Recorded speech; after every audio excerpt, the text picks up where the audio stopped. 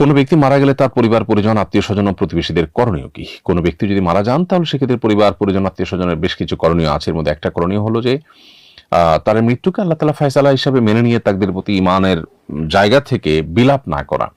বিলাপ করাকে শরিয়া খুব বেশি নিরুৎসাহিত করেছে এবং জাহিলি যুগের যে সমস্ত প্রথা প্রচলন আমাদের সমাজে পরবর্তীতে বিভিন্নভাবে প্রচলিত ছিল একটা সময় পর্যন্ত বা কোনো কোনো ক্ষেত্রে আছে, তো সেটার মধ্য থেকে একটা হলো এই বিলাপ করা।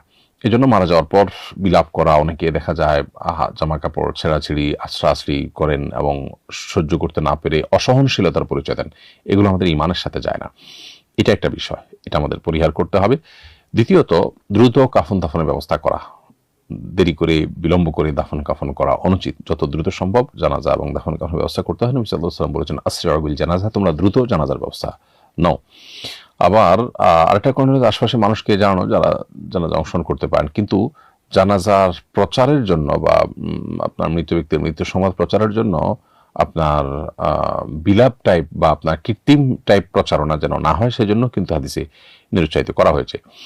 এবং মানুষ জানাজার পর আপনার দাফন কাফন এগুলো করে দ্রুততার সাথে তার যদি কোনো ঋণ থাকে তার পরিত্যক্ত সম্পদ থেকে সে ঋণ পরিশোধের ব্যবস্থা গ্রহণ করা এবং ওসিয়ত থাকলে 1/3 টোটাল সম্পদের 1/3 মধ্যে ওসিয়ত কার্যকর করা। অবশিষ্ট সম্পদ যাতে করে অন্যরা কেউ কক্ষিগত করে ফেলতে না পারে সেজন্য খুব দ্রুততার সাথে ওয়ারিসের মধ্যে বন্টন করে দেওয়া উচিত। মাইয়েতের পরিবারের মৃত ব্যক্তির পরিবারের লোকজনকে আশপাশের লোকজন মেহমানদারি করা উচিত, যাতে করে তারা শোক কাটিয়ে উঠে তারপরে রান্না বাড়া ইত্যাদির দিকে মনোযোগ দিতে পারেন। সেটা প্রতিবেশী বা অন্যদের কাজ, সে সাথে তারা সমবেদনা জানাবে, জানাজা শরীক হবে। এই কাজগুলো তাদের করণীয় কাজের অংশ।